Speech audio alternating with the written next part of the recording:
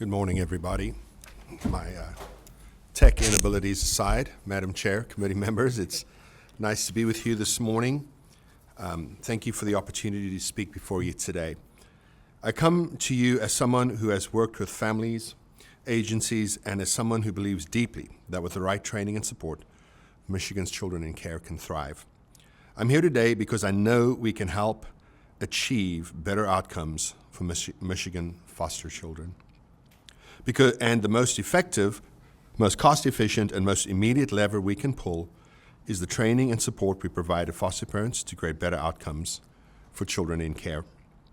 When we equip caregivers and staff with the knowledge and skills to make them trauma-informed and trauma-responsive, everything in the system improves. Placement stability, child well-being, behaviors, reunification success, parent retention, and long-term outcomes. We specialize exactly in that kind of caregiver training. Our training is built around 3 pillars: understanding trauma in the developing brain, strength-based behavior strategies that work for children with adversity histories, practical relational tools that parents can use in real time with real kids.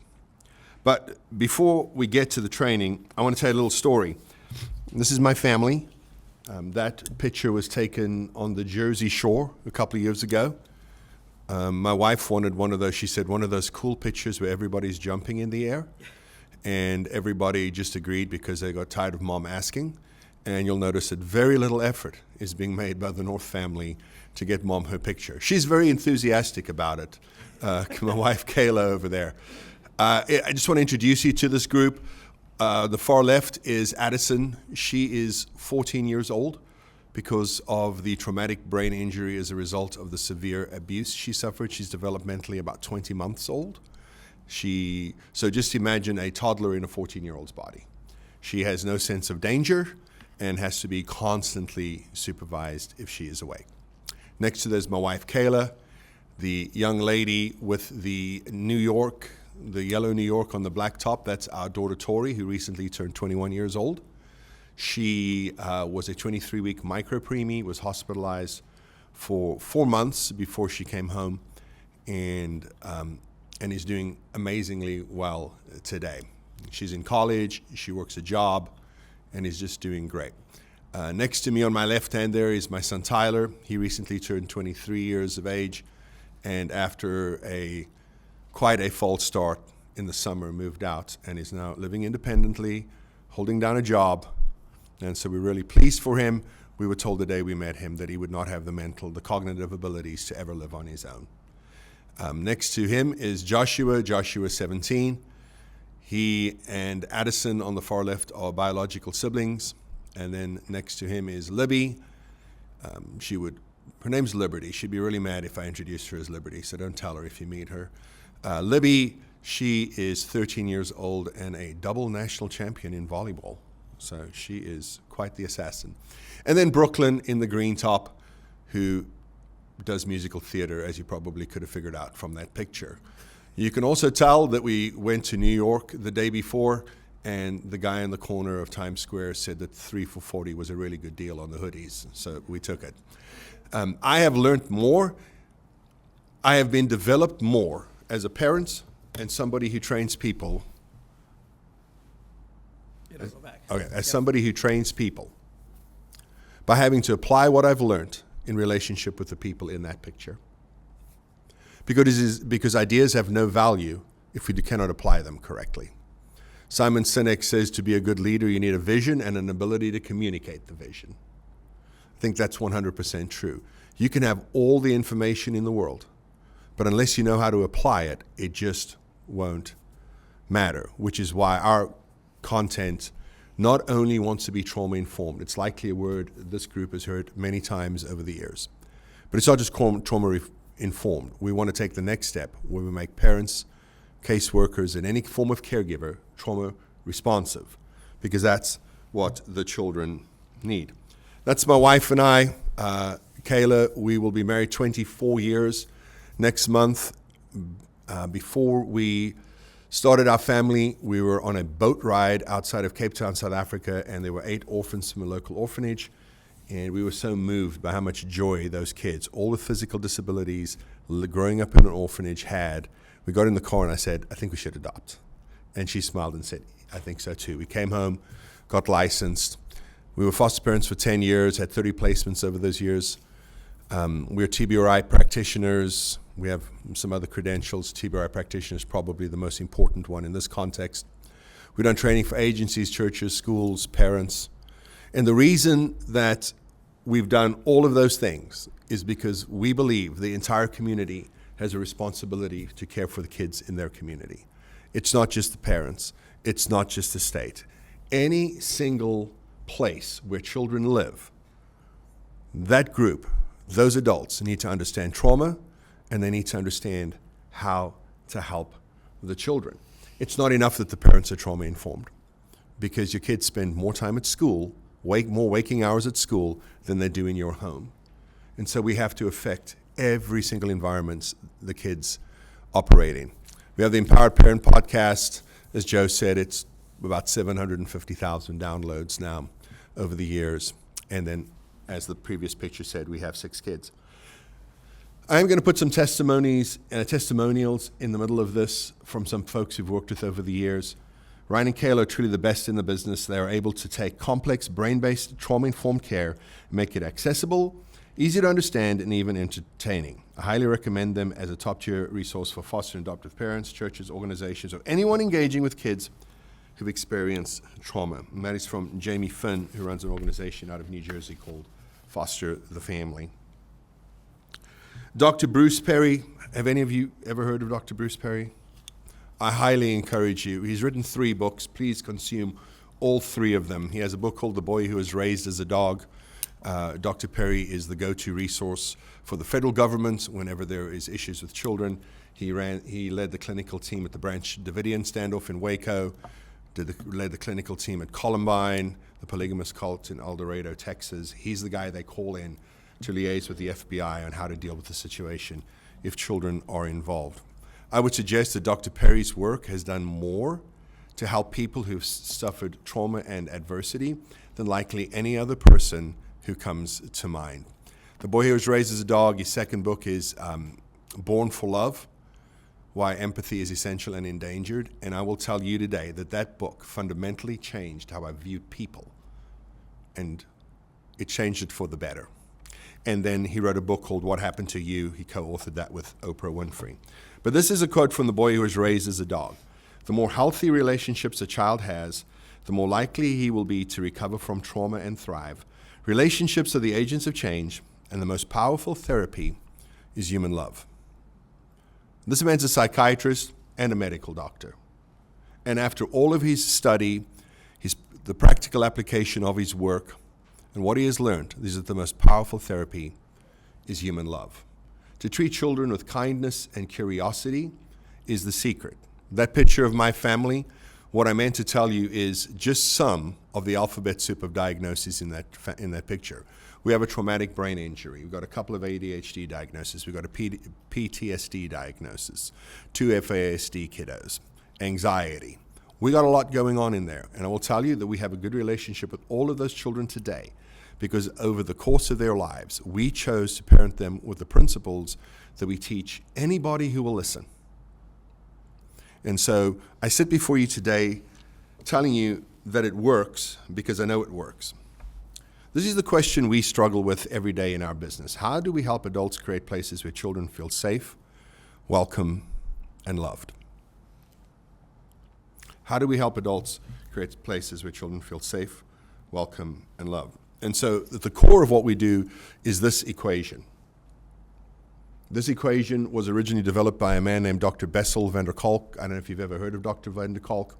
His work with veterans returning from the Vietnam War, starting in 1970 and through the decade of the 1970s, is part of the evidence submitted that put PTSD into the DSM in 1980.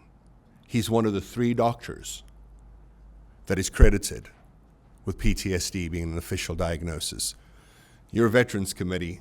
You know how many people have been helped because that diagnosis exists.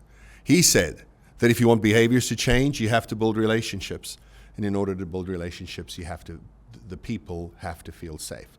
Or where children feel safe, they can build relationships and their behaviors change over time. This progression originally said, feel safe, build relationships, lives healed. And then parents would tell us, yeah, that's great, that sounds beautiful, but we just want the behaviors we're struggling with to change. So we changed it to cater to the audience. Now that felt safety, it's not physical safety. It is psychological safety. Do you know that 40% of Americans surveyed say they're afraid to fly? Do you know how many Americans say they're afraid of driving their cars? Like almost nobody. Because you're in control in your car. Even though you're statistically more likely to die between your driveway and the parking garage at the airport. But that doesn't matter. Because in the big scary aluminum tube with the engines on the wings, you don't feel safe. And so you struggle to fly or to fly with any amounts of ease. One of the things we talk about is the attachment cycle. Now, the word infant is on there because that's the easiest way to explain it. But it applies to anybody. The entirety of your life, if anybody treats you according to these 5 points, you will develop a relationship with them. So the infant has a need. Babies are rather simple. Their needs are, I need a diaper, I need food, I'm tired, I need somebody to interact with me. Unless there's an underlying medical condition, you can check one of those 4 boxes and you will get the child to settle. But what happens for a lot of kids who end up in care, it's not just one moment where they end up in care. It is a succession of moments before the state intervenes. These kids are left to cry it out. These kids are ignored. They're not fed when they're hungry. And what happens when the infant has a need? They cry. It's the only voice they have. They don't have words yet. Their brain won't allow it. But they do cry. And if a caregiver consistently meets the need, you don't have to be sitting next to the kid and the moment they go, pick them up. But within a reasonable amount of time, if you make your way to the child and help them, they will learn, I was in distress, this person came to help me. And trust develops. They learn that they can trust adults. But there's a second thing that happens, and that is that they learn that their voice matters. If you can get your needs met with your voice, you will ask for what you want. But if you cannot get your needs met with your voice, you have one choice to get them met with your behaviors. All of us, every single person in this room, myself included, if our need grows big enough over time, we will go from positive ways of meeting that need to maladaptive ways to meeting that need. I don't care. The most moral person living in Lansing today, if they get hungry enough, will steal food. Because if we cannot get our needs met in positive ways, we get them met in maladaptive ways. But for a lot of kids in your system, they didn't get this. Nobody met their need. They didn't learn that they mattered. They didn't learn that they could trust adults. And they didn't learn that their voice has power. So now we place them in homes, and there is a combative situation with the parents. And then the parents struggle. We spend a lot of time educating parents on just attachment and its long-term impacts for children, because if you can understand this and accept it, your response to the child changes. So much of what we do is not designed for you to excuse behavior. It's meant for you to understand behavior and reply and respond appropriately. Our content is informed by these things. I mentioned Dr. van der Kolk's work. That is not on the list here. Trust-based relational intervention, which is an evidence-based intervention for caregivers and parents and has high relevance for child welfare populations. The neurosequential model of therapeutics, which was developed by Dr. Bruce Perry. It's a neurodevelopmentally informed clinical model that's peer-reviewed, research-based in over 50 publications. And Harvard Center on the Developing Child. Well, not an intervention. The Center on the Developing Child is a research and policy center that influences global policy and practice. When we talk about brain development, we lean on 2 things very heavily. Harvard Center on the Developing Child and Perry's neurosequential model. And obviously our lived experience. Learning how to apply these things and then communicating them effectively to other people is what matters at the end of the day. Trauma-informed care helps with placement stability, behaviors, outcomes, and retention. There are randomized control trials, meta-analyses, and longitudinal studies that show that trauma-informed interventions in foster care improve child outcomes and caregiver capacity. Improvements include a reduction in trauma symptoms, better emotional and behavioral regulation, improved sleep. That's important for young children, and I turned 50 earlier this year, and I'm realizing how important that is for me as well, and greater placement stability. Caregiver training increases foster parents' trauma-specific knowledge, tolerance for trauma-driven behaviors, because if you understand what's driving the behavior, your tolerance for the behavior increases, and self-efficacy, all of which are associated with better caregiving quality, lower stress, and improved outcomes for children. As you know, Michigan's foster home supply is shrinking. It's not just that we have to train the parents and the professionals in the system so that they can better help the children. It's that we have to train the parents because good training is one of the best forms of support. The state lost more homes than it gained last year. A net loss of 382 general foster homes, 120 homes for adolescents, 253 homes for sibling groups, and a net loss of 200 homes for children with disabilities. Michigan's child welfare system has been under federal court monitoring since 2008 as a result of a class action lawsuit. The monitoring framework, MICEP, is intended to ensure systemic reforms are implemented. According to the most recently published MICEP report from January 14th of 2025, DHHS admitted that we cannot recruit our way out of a retention problem. Insufficient placement capacity undermines stability, healing, and permanency. Shortages disproportionately affect adolescents, sibling groups, and youth with special needs. So this is what we would propose. Pre-service training that meets the requirements of the state of Michigan in terms of content and in terms of length. Annual training that's video-based, that is a derivative of the pre-service training and reminds parents on an annual basis of the important things that we have discussed. Topical training. We have about 12 of them that we outlined. They're 90 minutes each. Raising kinship, parenting kids with special needs, things of that nature. I will tell you right now that none of those trainings, as my wife and I are not medical professionals, they don't have anything medical in them. We won't give medical advice, you can be assured of that, but we will find the best resources in the state of Michigan to redirect people to. Parent coaching and a trauma and attachment certification program for staff. Because what we know is just equipping and supporting the parents is not sufficient to change outcomes. You have to equip and support the entire system if you want better outcomes for the kids in care. Children entering foster care have trauma histories. Without proper training, foster parents are unprepared for trauma-driven behaviors, leading to placement breakdowns. Our training helps caregivers become both trauma-informed and give them trauma-responsive strategies, helping them understand the impact of adversity on a child's behavior and giving them practical tools to de-escalate behaviors, build trust, and create feelings of felt safety. Trauma-informed training improves retention by giving families the skills and confidence they need. Retention saves money and provides children with consistent long-term caregivers. System-wide trauma-informed care is the most effective, consistent with the idea that healing requires whole home and whole team commitment, not just isolated interventions. So I would like to, for the next few minutes here, I have time.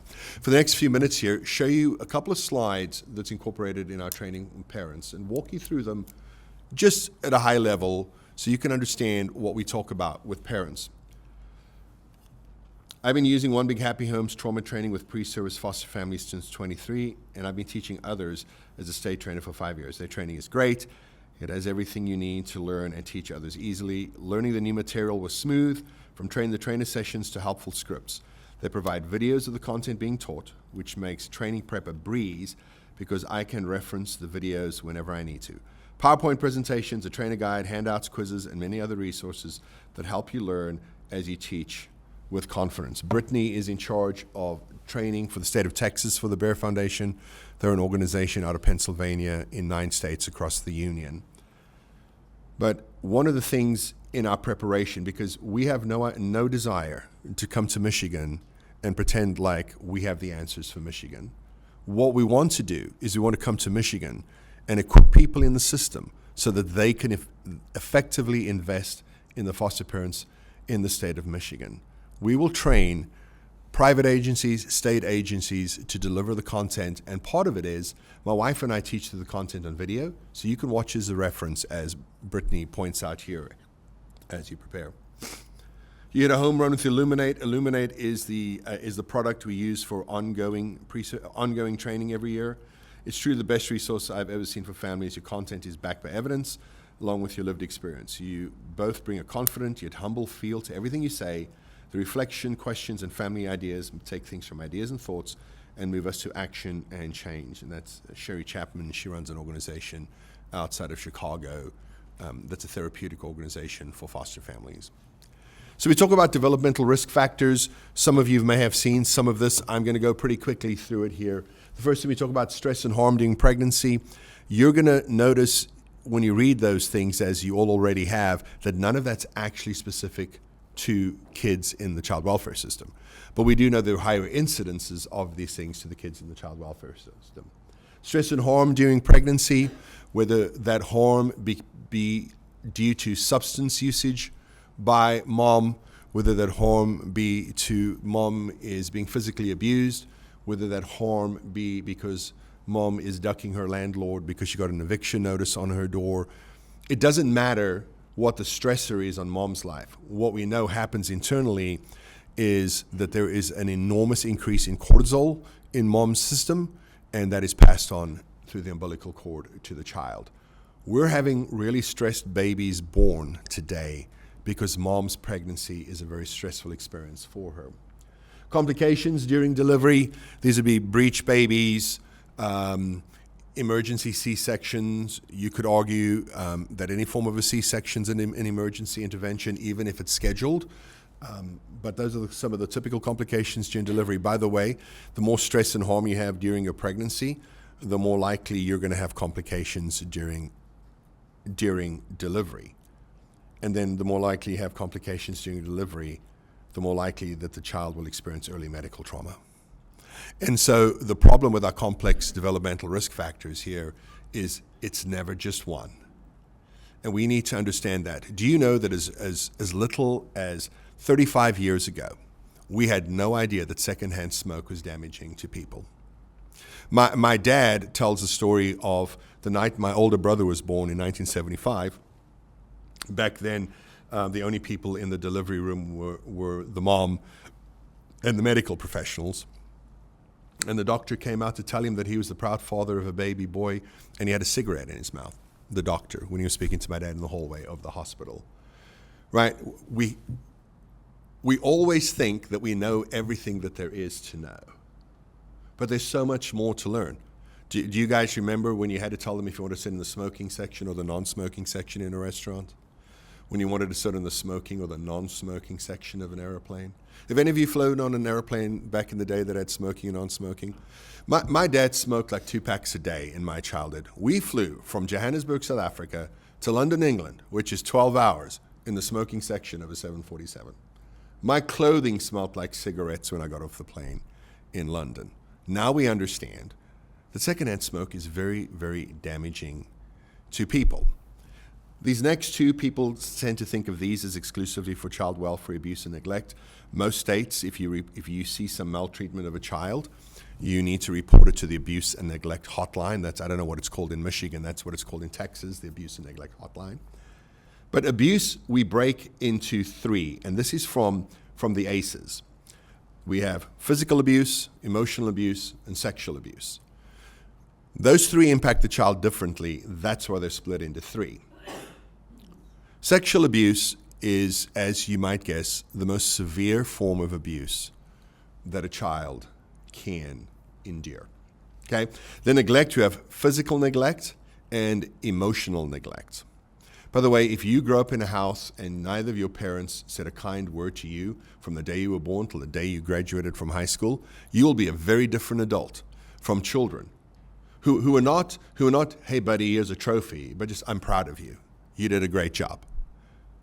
Two very different adults, two very different outcomes. Systemic trauma, we know now, like we hadn't thought about 15 years ago, that just being in the child welfare system is traumatizing to children. Placement disruption has an exponential effect on a child's self-worth. 5 things are impacted by traumatic experiences: your brain, your biology, your body, your beliefs, and your behaviors.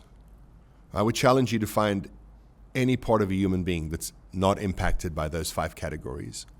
One of the things it does is it compromises your belief system. And the less you value yourself, the more you will engage in behaviors that confirm that you're right. Your brain loves being right. So if you don't think that you're valuable, you will do things to confirm that you are not valuable. So there's the adverse childhood experiences studies. Anybody familiar with that? Okay, so your ACE score, do you know that the higher your ACE score is, the more likely you are to engage in risky behaviors? You just are not a thrill seeker if you skydive or bungee jump.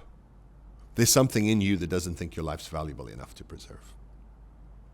There's a correlation between skydiving and a high ACE score. My child, who has the highest ACE score in our family, is the only one who's been skydiving.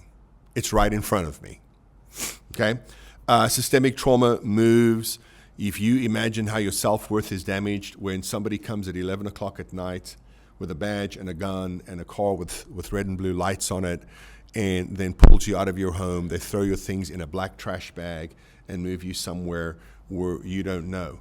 If any of us in this room, somebody had to come to your house tonight, put a black bag over your head, load you in a car, drive you across town, and drop you in a house, and said, these people are going to care for you. Have a great evening. Could anybody in this room sleep? I couldn't. Because being taken into the child welfare system, the child process is that similar to being kidnapped.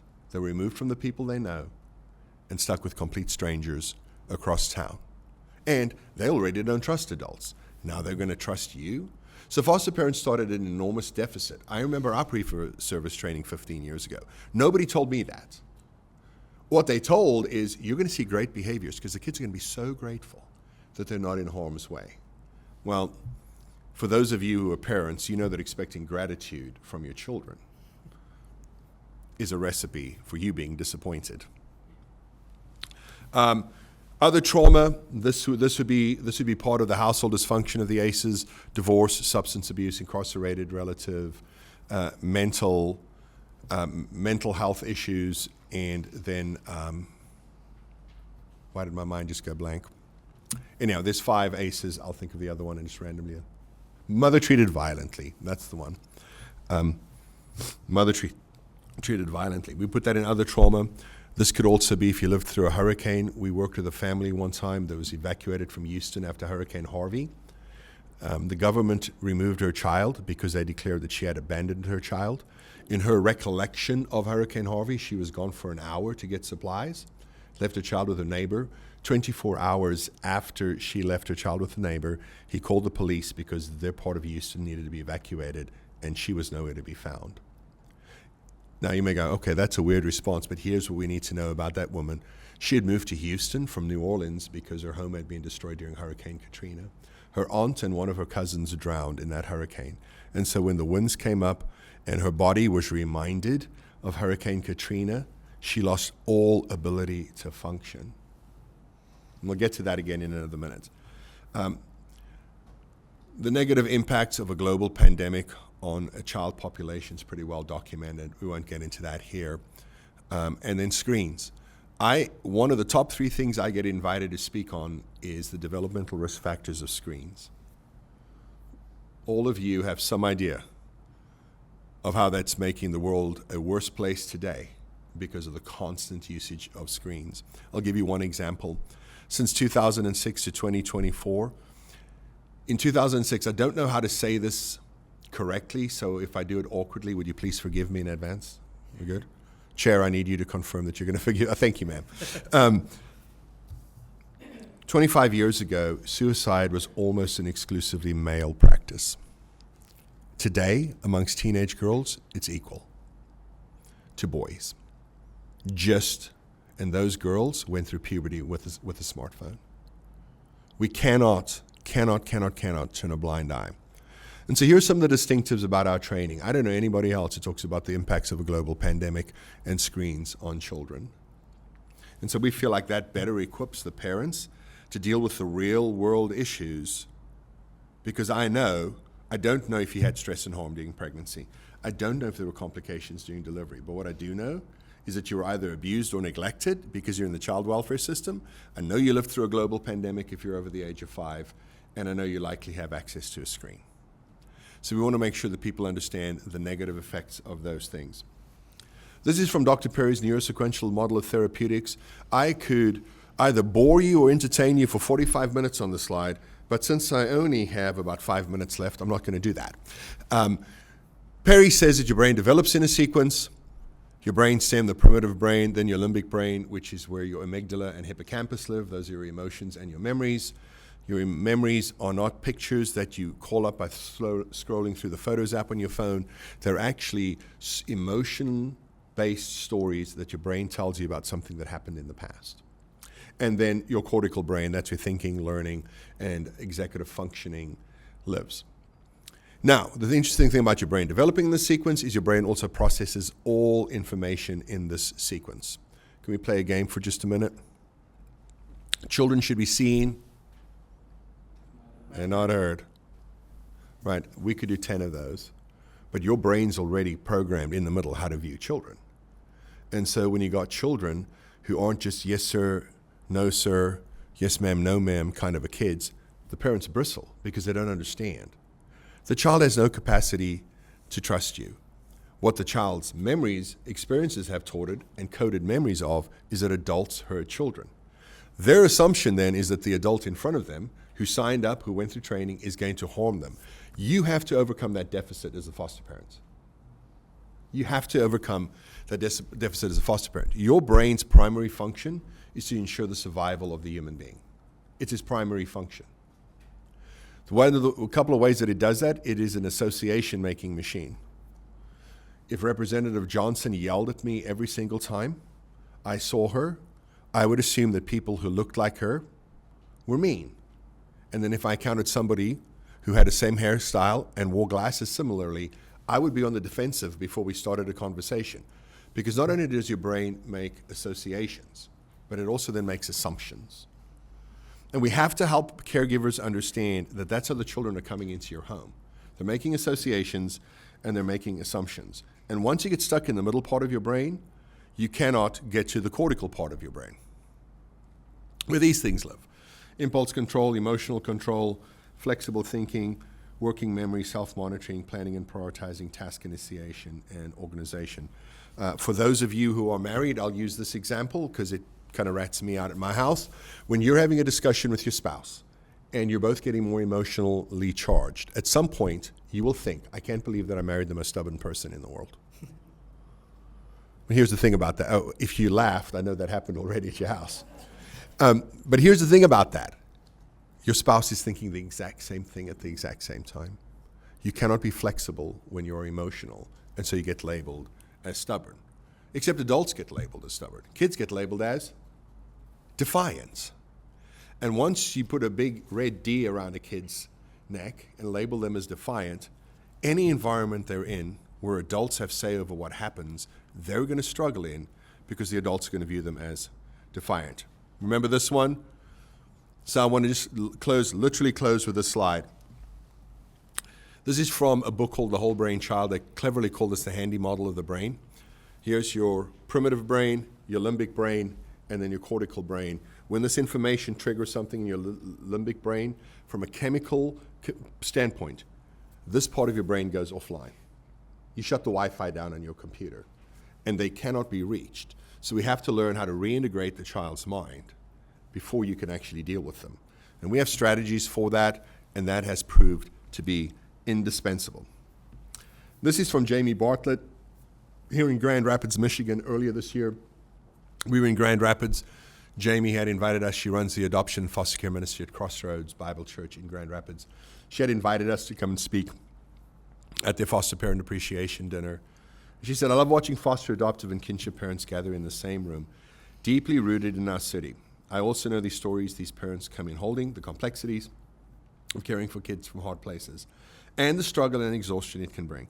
I received a phone call from one of the families the morning after Ryan and Kayla spoke at an appreciation dinner. They said, quote, we feel so refreshed and encouraged and know we can keep going. If that isn't reason enough to call Ryan and Kayla, I don't know what is. They have a gift of making people feel seen, their challenges acknowledged, while also feeling equipped to continue on the journey of hope, with hope. In closing, Michigan's oversight data shows that the system still struggles, but it also points to a powerful immediate lever for improvement, better prepared, trauma-informed foster parents. We stand ready to partner with this committee, the Michigan Department of Health and Human Services, and agencies statewide to deliver these outcomes. Every child deserves a stable, loving home. Every foster parent deserves to be prepared, and every dollar spent on training is an investment in safety, stability, and lifelong well-being for children, families, and communities. We cannot lose sight of the fact that if we help the kids, the community thrives as a result of that. Thank you for your time and your commitment to the children of Michigan. Thank you very much for your testimony.